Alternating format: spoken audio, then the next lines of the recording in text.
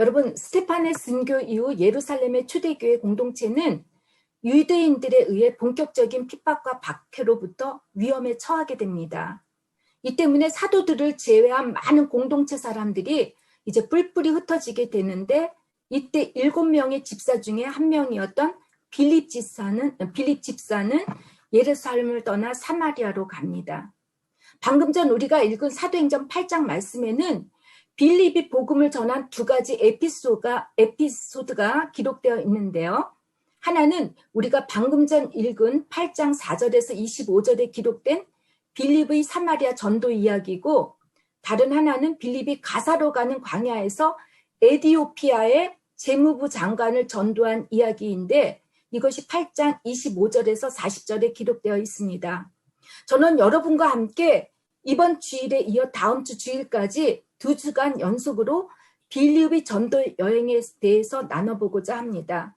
오늘은 빌립이 전도한 마술사 시몬에 대한 이야기를 나눠보면서 그를 만난 첫 번째 전도 여행에 무슨 의미가 있는지, 하나님께서 우리에게 전하시고자 하는 메시지가 무엇일까를 생각하며 은혜를 받는 시간이 되었으면 합니다. 누가 저자는 기독교 역사상 제일 먼저 첫 번째로 순교했던 스데반에 대해 기록한 것에 이어 제일 먼저 선교 여행을 떠난 빌립의 전도 이야기를 사도행전적 교회의 복음의 전파의 출발로 봤습니다. 그런데 이 두 사람 모두가 정통 히브리파 유대인도 아니고 예수님의 12 사도들도 아닌 단지 평신도 집사에 불과한 디아스포라 유대인인데다가 예수님을 믿고 회심한 지 얼마 되지 않은 사람들이었다고 했습니다. 이 두 사람의 선교를 통해 우리에게 전하고자 하는 하나님의 메시지는 성전 안에만 계셔서 특별한 사람, 특별한 제사장이나 선지자, 종교적 지도자들에만 하나님의 말씀이 임하는 것이 아니고 하나님이 계시는 것이 아니라 하나님은 장소를 초월한 모든 사람에게 임하신다는 것, 또 하나님을 만나주신다는 것이 정말 이 사도행전적 복음의 특징이라고 했습니다. 또한 복음에는 어느 특정한 계급이나 남녀노소와 상관없이 성령의 믿음, 은혜, 지혜가 충만한 사람이면 모두가 전파할 수 있다는 것입니다. 무엇보다도 지난주와 이번 주에 설교를 준비하면서 저에게는 스데반의 순교도 그렇고 빌립의 선교 이야기가 우리 모두에게 우연의 일치가 아니라고 생각했습니다. 하나님께서 이번에 놀랍게도 우리 모두에게 우리의 형편과 사정에 너무나도 잘 맞는 새로운 교회를, 장소를 이미 예비해 주셨고 허락해 주셨던 것은 지금까지 우리 모두가 평신도 중심의 선교교회로 지향하면서 오직 말씀과 기도에 포커스를 두고 열심히 신앙생활 한 것에 대한 응답이라고 확신하게 되었습니다. 특별히 저 개인적으로는 제가 늘 르락을 넘어갈 때마다 그 교회를 보면서 제가 자동차 안에서 큰 소리로 기도를 했습니다. 주님, 이 산지를 우리에게 달라고 기도를 했습니다. 정말 놀랍게도 정말 거리적으로나 모든 것이 우리에게 맞는 이 장소를 주님께서 예배해 주셨다는 것이 참으로 저 개인적으로도 제가 한인교회 사역한 것에 대한 하나님의 어떤 작은 상급이 아닐까 하는 생각에 제가 많이 기뻤습니다. 여러분, 저희 교회를 통해 디아스포라 유대인들과 같은 여러분과 저지 않습니까? 우리가 외국에서 살고 있는 한국 사람들인데 거기다가 우리가 하나님의 자녀 아닙니까? 우리들이 이런 사도행정적 초대 교회, 비록 우리가 평신도였고 빌립과 같은 또한 스데반과 같은 평신도에 불과하지만 여러분들 모두가 각자 있는 곳에서 선교를 잘 감당하라고, 그리고 주님의 나라를 이 땅 위에 잘 세워 이루어 가라고 주신 하나님의 사인이라고 저는 또 그것이 하나님의 뜻이라고 믿습니다. 왜 빌립이 핍박과 박해를 피하기 위해 사마리아 성으로 갔는지 구체적인 이유에 대해 누가 저자는 밝히지 않고 있는데, 제 생각에는 첫째, 빌립이 예수님의 지상 명령인 너희는 예루살렘과 온 유대와 사마리아와 땅 끝까지 증인이 되라고 하신 예수님의 말씀에 순종하기 위해서가 아닐까 싶습니다. 복음 전파는 사도행전을 보면 예루살렘, 그러니까 1장에서 8장까지, 즉 베드로와 사도들에 의해 시작되어서 디아스포라 유대인이었던 스데반과 빌립에 의해 복음이 유대와 사마리아 땅을 걸쳐, 이게 8장에서 12장까지 나옵니다. 또 바울에 의해 땅끝 13장에서 28장까지 이 과정을 밟게 되는데, 스데반과 빌립의 전도는 유대인들과 전 세계 민족을 연결시켜주는 일종의 다리의 역할 같은 것을 했다고 볼 수 있습니다. 이 둘의 연결교리가 바로 사마리아라고 하는 곳입니다. 여러분, 사마리아가 어떤 곳인지 다 아시죠? 제가 예전에 설교할 때 여러분들께 잠깐 언급을 했는데 다 기억하십니까? 기억하시죠? 모르시는 분들을 위해, 또 분명하지 않으신 분들을 위해 제가 사마리아에 대해서 잠깐 언급을 해보자면, 여러분, 이스라엘은 솔로몬 왕 이후 북쪽의 이스라엘과 남쪽의 유다로 갈라지게 되는데, 북이스라엘은 722년에 아수르에 의해서 멸망을 당하고, 남쪽은 136년 후에 586년에 바벨론에 의해서 멸망을 당합니다. 북쪽의 이스라엘의 수도가 사마리아였습니다. 이때 아수르는 식민지 나라로서 이 사마리아 사람들에게 통원 정책을 펴니다. 그래서 많은 유대인들이 이때 이방인들과 결혼을 하게 됩니다. 이로 인하여 이교도의 문화들과 우상들도 함께 혼합되면서 사마리아인들은 하나님도 믿고 여러 우상들도 섬기는 종교적 다원주의에 빠지게 됩니다. 이런 사마리아인들을 볼 때 그 바벨론 포로에서 돌아온 유대인들, 정통과 순결주의를 지키려 했던 그 남유다인들의 시선으로 볼 때는 사마리아인들이 마치 개처럼 더럽고 추해 보였을 것이고, 아예 이들과 말조차 상종하지 않으려고 했던 것을 여러분 다 아시고 계실 것입니다.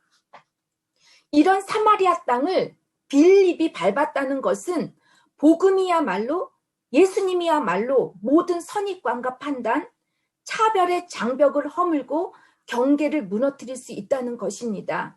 인종이나 성별의 차별, 계층 간의 갈등을 이길 수 있다는 것이지요. 사마리아와 땅끝까지 증인이 되라고 말씀하신 것처럼 사마리아가 첫 번째 선교의 발판이 되어 땅끝까지 복음이 전파되는데 빌립이 순종했다는 것이 참 놀랍지 않습니까? 두 번째로는 디아스포라 유대인이었던 빌립이 사마리아를 선택한 이유는 언어도 그렇겠지만 무엇보다도 그의 오랜 외국 생활을 통해 하나님을 믿으면서도 이방신을 섬기는 사마리아인들의 문화와 그 다음에 그들의 가치관, 생활 양식을 다른 유대인들보다는 더 잘할 수 있었을 것이고 이해할 수 있었기 때문에 이 빌립은 사마리아인들과의 소통이 가능했다고 믿었을 것입니다.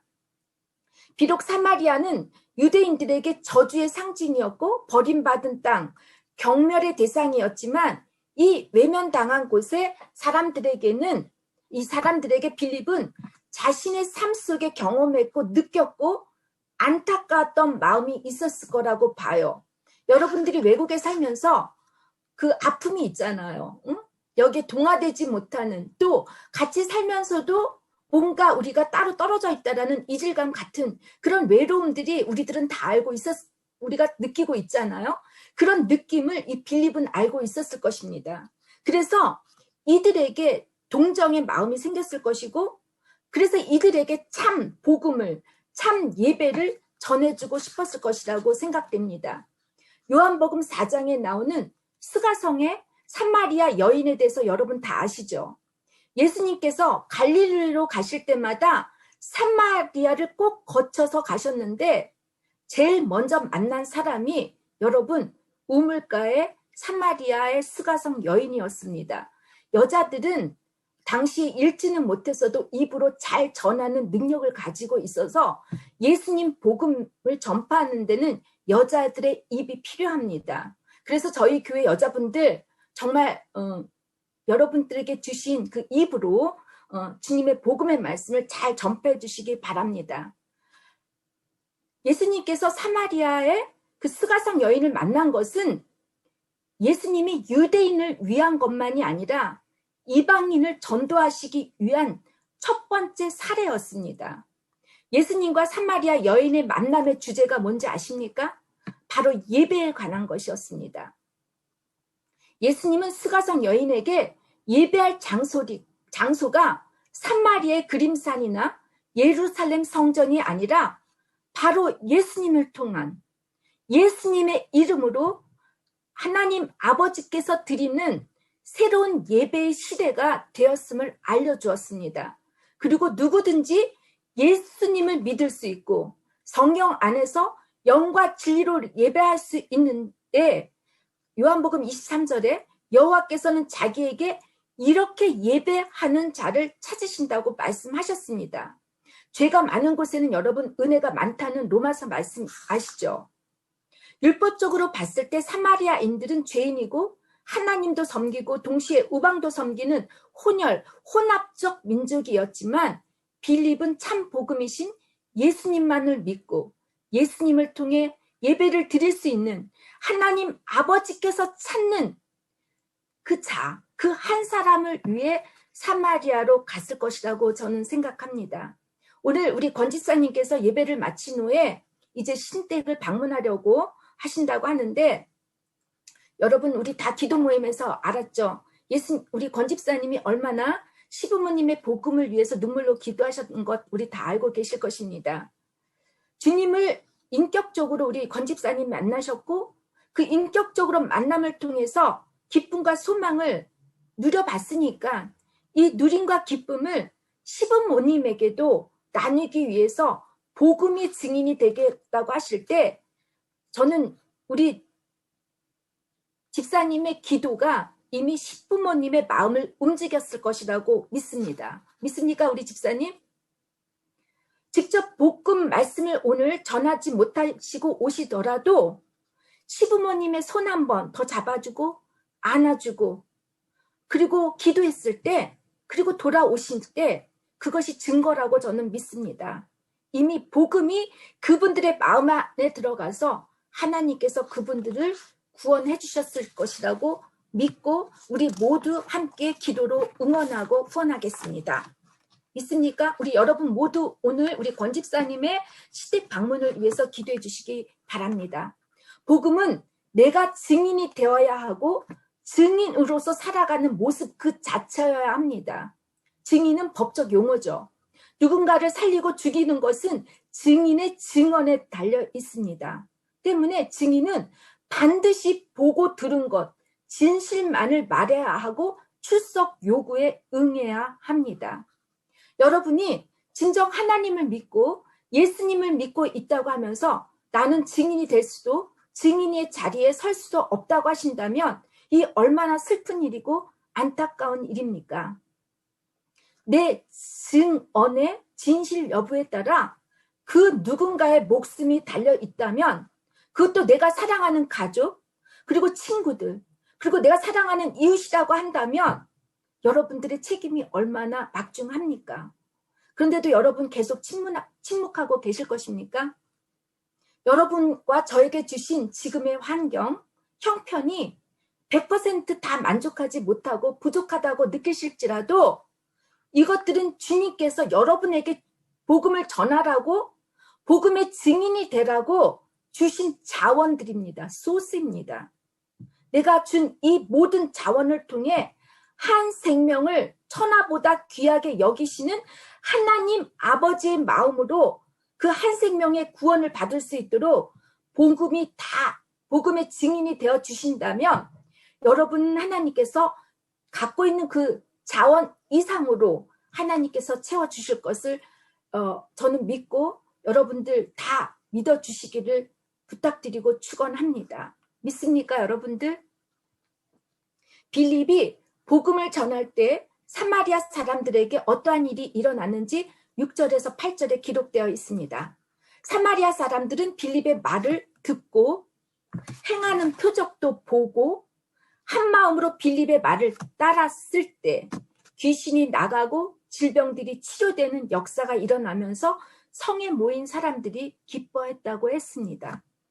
복음은 먼저 들음에서 시작되고 보는 경험을 통해서 믿어지고 순종하는 적용을 하게 될 때 여러분 놀라운 기적의 역사가 일어난다는 것입니다.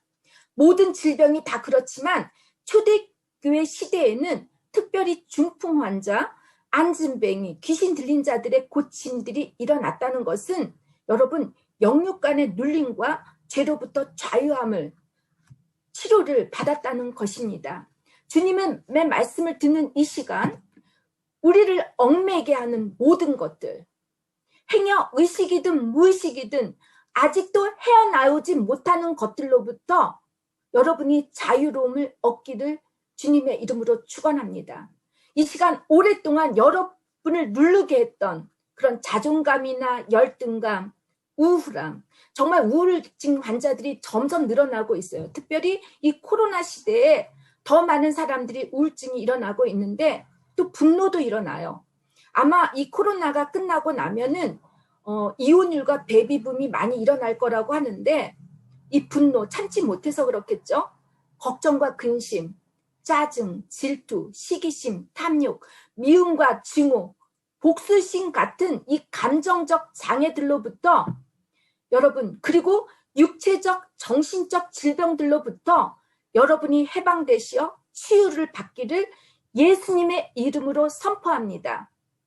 이 모든 것은, 이 모든 악한 것들은 우리를 누르고 있는 모든 이 악한 세력들은 주님의 이름으로 물러날지어다. 물러날지어다. 치료받을지어다. 믿습니까 여러분? 함께 다 같이 아멘 해주시기 부탁드립니다. 빌립의 복음 전파에 놀라운 기적과 표적들을 지켜본 사람이 있었는데 그 사람이 바로 마고스죠. 마술사 시몬이었습니다. 그는 사마리아 성에 오래전부터 살면서 사람들에게 마술을 하면서 인기와 부를 누리며 살았던 사람이었고 신분 고하를 막론하고 많은 사람들이 그를 좋아하고 따랐다고 합니다. 제가 한국에서 대학을 다니고 있었을 때 그러니까 아마 1984년 되었을 거예요. 그때 이스라엘 사람인 유리 겔라가 그 초능력자라고 하는 그 사람이 저희 대한민국을 방문해서 아주 소란케 했는데 그가 했던 그 마술이 뭐였냐면 집집마다 고장난 시계들이 이렇게 다시 돌아가는 것이고 또 숟가락들이 구부러지게 하는 그런 것들을 이렇게 초능력을 폈는데 여러분들 기억하십니까? 그리고 이 유리 겔라가 제가 알기로는 독일에 2번 왔어요.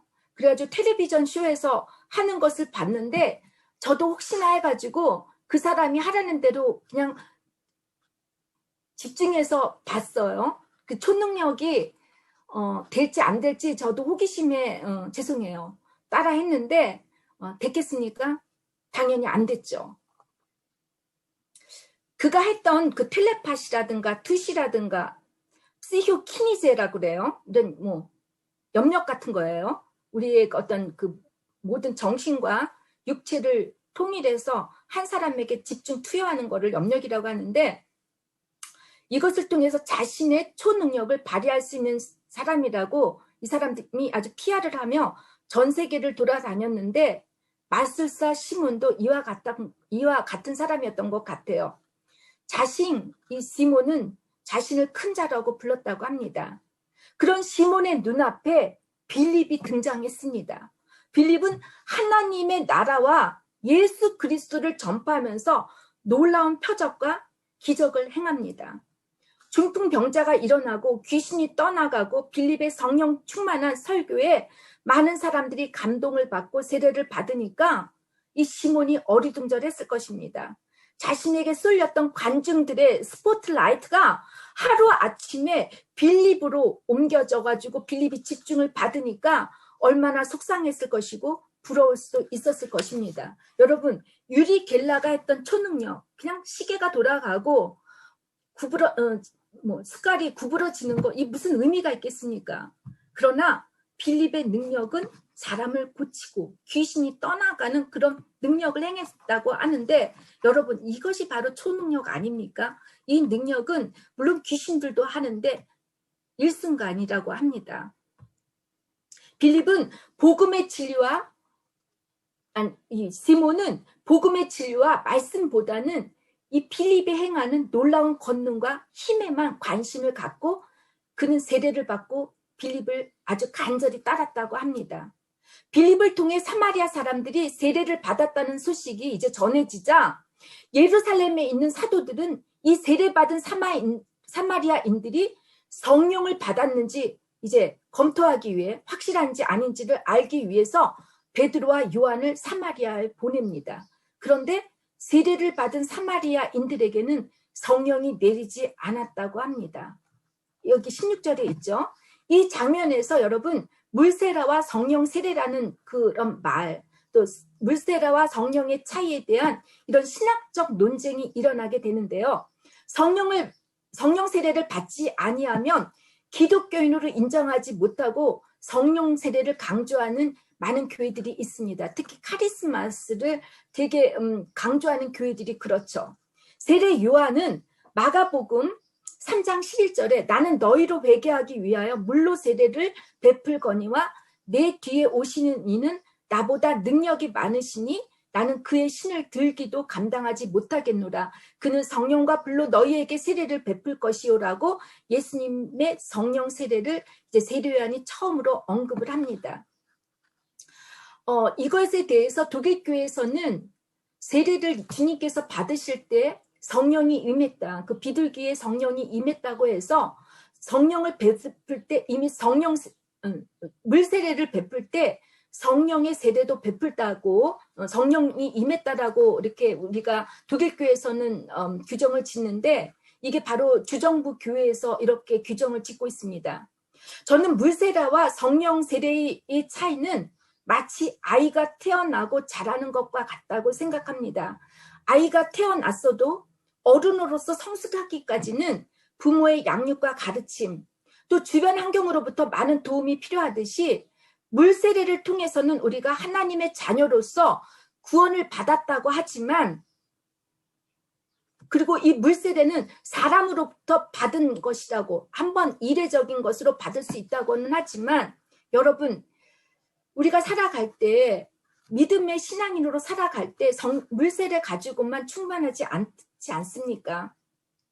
우리가 그리스도의 증인이 되어 살아갈 때 우리의 믿음이 흔들리지 않고 우리의 신앙이 왔다 갔다 하지 않고 지치지 않고 힘들지 않게 하기 위해서 성령의 세례를 통해 권능과 능력이 필요하기 때문에 아마 성령 세례를 받으라고 하시는 것 같습니다. 이 성령 세례는 물세례와 달리 우리에게 직접 부어주시는 영적 힘입니다. 그리고 이것은 일회성이 아니라 다 여러 번 일어날 수 있는 힘입니다. 여러분들 중에 행여 신앙적으로 좀 힘이 없고 의심이 생기고 나태해지고 이럴 때 여러분들 모두가 함께 성령을 강구해 주시기 바랍니다. 성령의 충만함을 입을 때 여러분들은 다시 힘을 얻을 수 있습니다. 베드로와 요한이 사람들을 안수하니까 성령을 받은 것을 본 이 마술사 시몬은 돈을 주면서 자신에게도 성령이 임하는 권능을 달라고 요구합니다. 여기에서 시몬이라는 말이 나오죠. 성직 매매라는 말 아시죠?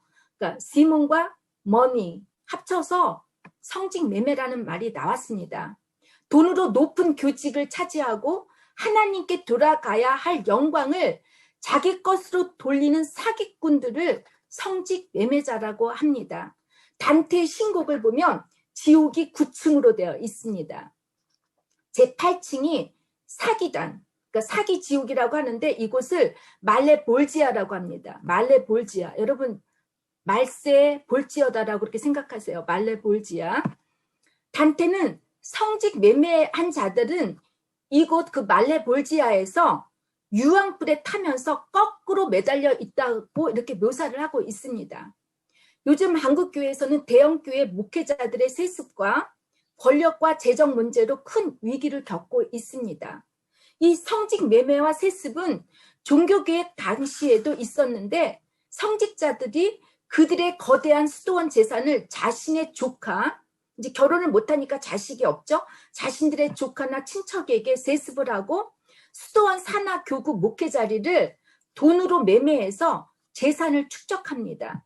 이렇게 부정부패가 자행된 것을 보고 루터는 그들을 적그리스도, 사탄의 자식, 사탄의 똥덩어리라고 이렇게 호되게 욕을 하고 비판을 합니다. 그런데 이것은 여러분 목회자에게만 있는 것이 아닙니다. 일부 어떤 한국교회에서는 임직건금이라고 하는 것이 있다고 해요. 그래서 장로, 권사, 집사가 되려면 적자는 헌금을 내야 한다고 합니다. 우린 지금 이 시대에서 일어나고 있는 일이에요. 교회의 직분이 섬김과 봉사를 위한 종의 개념이 아니라 명예직으로 생각하기 때문에 이런 해괴망측한 일을 저지르고 있는 것이 아닙니까? 많은 목회자들이 유감스럽게도 넘어지게 되는 가장 커다란 이유는 돈과 권력, 명예, 그리고 여자, 이성 때문이라고 합니다. 자신의 욕망을 관철하기 위해 세습을 하고 학력 위조를 하고 설교를 표절하면서 자신뿐 아니라 교우들에게 거짓말을 하고 시험 들게 하면서 지금까지 자신을 믿고 지지해 주었던 교우들을 상처를 주고 그리고 이 교우들이 교회를 떠나게 만드는 가난한 교인들로 만들어버리는 이런 일들을 우리 교회 목회자들이 하고 있다는 것입니다. 어디 여러분 목회자들만 마술사 신문과 같다고 할 수 있습니까? 여러분은 어떻습니까? 기독교인들 중에는 많은 분들이 무속인이나 역학인을 찾아가서 점을 보고 사주를 본다고 합니다. 어떤 목사님은 어떤 무당을 찾아가서 앞으로 자기가 가야 할 선교지가 어디냐고 물어봤다고 하는데 여러분 이것이 정말 현실에 일어나는 일입니다. 물론 신앙인들 가운데는 성령의 은사 중 예언의 은사를 받으신 분들이 계십니다. 사도 바울은 이 예언의 은사는 교회 공동체의 덕을 세우기 위해서 교회 안에서 활용하라고 권하라고 있습니다. 자신의 불확실한 미래를 위해 확실한 지침이나 안내를 받고 하나님의 뜻을 알고 싶어서 예언의 은사를 찾는 분들이나 이런 분들을 돕는 예언의 은사를 받은 분들을 저는 뭐라고 비판하고 싶지 않습니다. 그런데 문제는 여기에 돈이 오고 간다는 것입니다. 점을 보러 갈 때 복채를 내듯이 예언을 받고 나면 감사헌금을 내고 예언하시는 분들은 이것을 교만해져서 우리 목회자는 예언도 못하는 아주 신앙이 없는 분들로 이렇게 생각을 하고 나서 이제 교회 밖에서 예언 활동을 하면서 이 감사헌금을 인마이 포켓하는 일들이 일어나는 것이 정말 두렵고 무서운 일인데 이런 분들이 교회에 많다면 교회 질서가 무너지고 또 이런 분들 때문에 한국 교회나 독일 교회도 그렇고 이단 시비에 매달리게 되고 결국 그리스도인들인 우리는 빛과 소금의 역할을 해야 하는데 우리가 그렇지 못하게 되니까 믿지 않는 사람들로부터 밟히게 되고 마는 것입니다. 늘 우리가 신앙생활을 하면서 어떤 대가를 바라고 구하는 태도가 저는 기복신앙입니다. 건강의 축복, 물질의 축복, 자녀의 축복, 이 복을 구하는 기복신앙이 우리에게 있는 것은 당연합니다. 그런데 여러분, 내가 유산을 받기 위해서 내가 무엇인가 뭔가를 받기 위해서 부모님께 잘한다고 생각해 보세요. 바로 기복신앙이 아닙니까? 저의 아들이 제 생일을 맞이했다고 해서 어저께 여친과 함께 저를 방문했는데 우리 아들이 나한테 뭔가를 더 받으려고 받기 위해서 온다고 하면 저는 얼마나 그 아들에게 섭섭하고 그 아들이 밉겠습니까? 근데 우리 아들이 왔다는 이거 하나가 너무너무 감사해서 제가 또 더 주고 싶었어요. 이것도 주고 저것도 주고 싶은데 우리 아들은 괜찮다는 거예요. 그러니까 더 주고 싶은 거예요. 이게 하나님의 마음이라는 거예요. 내 욕망, 내 꿈, 내 필요를 구하기 위해서 교회를 다니고 헌금을 하고 봉사하는 것은 여러분 계산된 거짓이고 계산된 사랑이고 시몬과 같은 거짓 사랑입니다. 빌립이 마술사 시몬을 만났다고 하는 것은 복음의 본질이 변질될 수 있다는 것을, 그것이 위험하다는 것을 우리에게 조심하라고 알려주는 말씀이라고 저는 생각합니다. 나의 목적과 이익을 위해 예수님을 수단으로 삼는 모든 신앙과 믿음이 가짜 짝퉁 믿음이고 신앙이라는 것입니다. 대부분 많은 사람들은 명품을 좋아합니다. 저도 예외가 아닙니다. 특별히 동양인들은 명품을 선호한다고 하는데, 며칠 전 제가 모 방송 뉴스에서 코로나로 인하여 전 세계 명품 매출이 19%가 줄었는데 한국인은 반대로 15조 원이 팔려서 독일을 제치고 세계 7위에 올랐다고 하는 것을 보면 한국도 명품을 좋아하는 나라 중에 하나인 것 같습니다.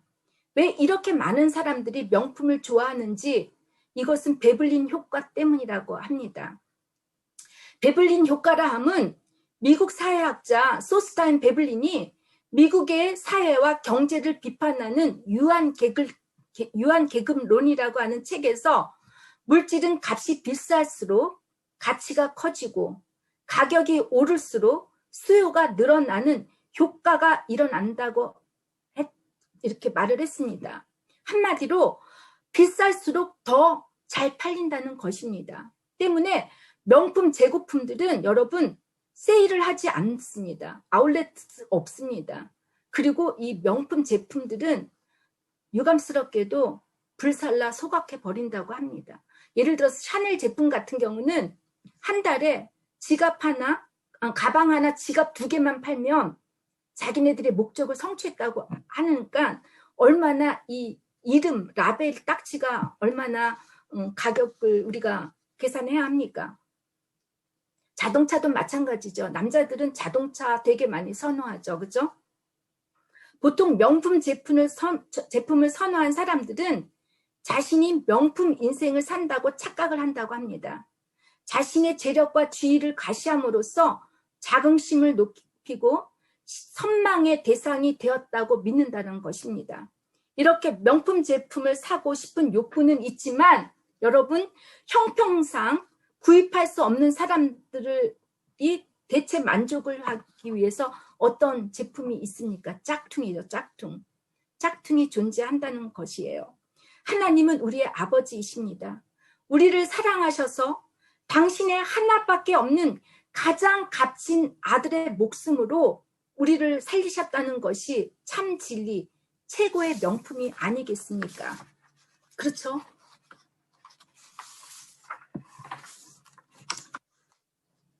명품, 하나님께서 명품 자녀인 우리들이 싸구려 짝퉁처럼 살기를 원하지 않을 것입니다. 마술사 시몬처럼 내 삶, 내 인생의 주인이 예수님이 아니고 주님이 서실 자리에 내가 앉으려고 하고 세상의 부귀와 영화를 쫓으며 그것들의 종노릇을 하는 삶이 짝퉁 삶이라는 것입니다. 짝퉁 그리스도인이라는 것이죠. 명품의 삶은 많은 사람들이 편하게 걸어오는 넓은 길이 아닙니다. 험하고 좁고 불편할 수 있는 길입니다. 사람들이 다 가지 않은 곳을 우리가 걸어가는 이 길에는 주님의 동행하심과 성령의 역사가 숨어 있기에 이 좁은 길을 가는 사람이 명품 그리스도인입니다. 명품과 짝퉁을 가리는데 이 명품을 만든 사람만 안다고 합니다. 그래서 명품을 든 사람들은 이 비밀을 알기 때문에 너무너무 명품을 든 자체를 기뻐한다고 하는데, 짝퉁을 든 사람들은 이 명품을 든 사람들보다는 그 기쁨이 없을 거라고 생각합니다.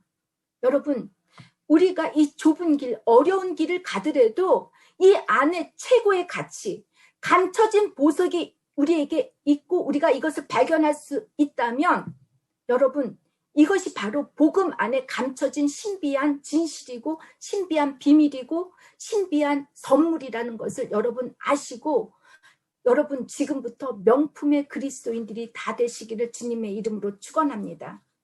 때문에 우리가 주님께 구하는 권능이나 능력, 바람들과 소원들은 그 동기가 예수를 위한 것인지 물어봐야 합니다.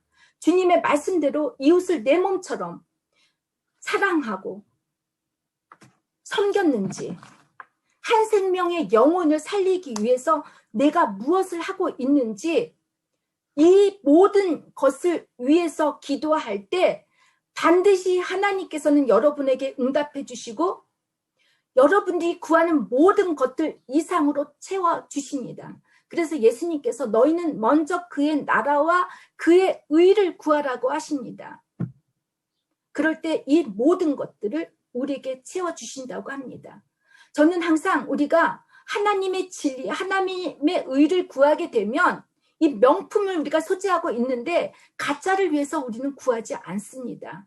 그러니까 여러분들 세상에 없어질 것을 위해서 구하지 마세요. 그것은 하나님이 이미 다 채워주셨고 주실 것입니다. 이 시몬의 요청에 베드로는 시몬에게 악하고 불의가 가득 차다고 하면서 호되게 이제 야단을 칩니다. 돈으로 무엇이든지 할 수 있다고 믿는 그가 돈으로 망하게 될 것이라고 합니다. 시몬은 제발 자신에게 저주가 내리지 않도록 기도해달라고 부탁하지만 이 결론은 시몬이 어떻게 되었는지 누가는 기록하지 않고 있습니다. 이것이 저는 참 놀랍다고 생각합니다. 말씀을 준비하면서 야, 이렇게 숨겨진 진실이 있구나. 시몬이 저주를 받았을지 축복을 받았을지 이거에 대한 질문에 대한 답이 없습니다. 이 답은 우리의 신앙, 우리의 믿음으로 이 답이 열려지기 때문에 저는 이 답은 여러분들에게 오픈으로 누가는 오픈으로 남겼으리라고 생각합니다. 여러분께서 명품 신앙의 삶을 살기를 다짐하신다면 여러분 안에 성령의 권능과 능력이 함께 하셔서 여러분을 통해 한 생명이 구원을 받을 수 있도록 주님께서 축복하시리라고 믿습니다. 짝퉁과 같은 여러분이지만 명품처럼 신앙생활을 하고 명품인데 짝퉁같이 사는 신앙인이 되실지 선택은 여러분이 하시기를 바랍니다. 저는 오늘 우리 세 분 집사님을 이제 목장으로 임명을 합니다. 우리 이 목장으로 임명하는 우리 집사님들 모두는 제가 이 사도행전을 준비하면서 특별히 이것이 우연의 일치가 아니라는 걸 느꼈습니다. 저희 교회가 사도행전적 교회의 모델을 하고 제가 언제든지 그렇게 얘기를 하듯이 제 중심이 아니라고 했습니다. 목회자 중심이 되면 목회자가 잘못되면 교회가 다 소동하고 요란하니까 저는 이름이 없어도 됩니다. 저는 아무것도 중요하지 않습니다. 여러분들 자체가 또 오늘 우리 목장으로 되어주시는 우리 세 분의 집사님께서 평신도의 지도자로서 또 여러분 각자가 평신도자의 지도자가 되어서 빌립과 또한 스데반처럼 하나님의 복음을 전파하는 그리고 사도행정적 교회를 여러분들이 이 땅에 이루어 주시기를 여러분 간절히 부탁드리고 축원합니다. 이 시간 다 같이 우리 기도하시겠습니다. 사랑의 하나님 감사합니다. 무엇보다도 저희들이 늘 추구하려고 했던 이 바젤 한인선교교회를 하나님은 다 알고 계셨고 우리들의 기도와 바람에 주님은 응답하셨으리라고 믿습니다. 하나님, 이제 저희 교회가 어떤 한 목사, 한 인간의 중심이 아닌 예수님의 중심이 되어서 예수님께 정말 또한 예수님을 통한 성령의 충만함을 받은 우리 모두 각자 한 사람이 우리들의 삶의 터전에서 우리가 만나는 사람들에게 주님의 복음을 전해줄 수 있는 주님의 증인이 다 될 수 있게 해주시고 이 바젤 한인 선교교회가 앞으로 프랑스, 스위스, 독일 땅에 이 선교적 사명을 잘 감당하여 주님께 칭찬받는 주님을 기뻐하게 하는 정말 든든한 교회가 될 수 있도록 우리에게 하나님 함께하여 주시고 축복하여 주시옵소서. 모든 말씀을 예수님의 이름으로 기도드립니다. 아멘. 이 시간에 목숨을 바치신 예수 그리스도의 은혜와 하늘과 땅의 주인이신 지극하신 하나님 아버지의 사랑하심과 성령의 감화와 감동하심과 인도하심이 이제로부터 영원히 함께 하시기를 간절히 축원하옵나이다. 아멘.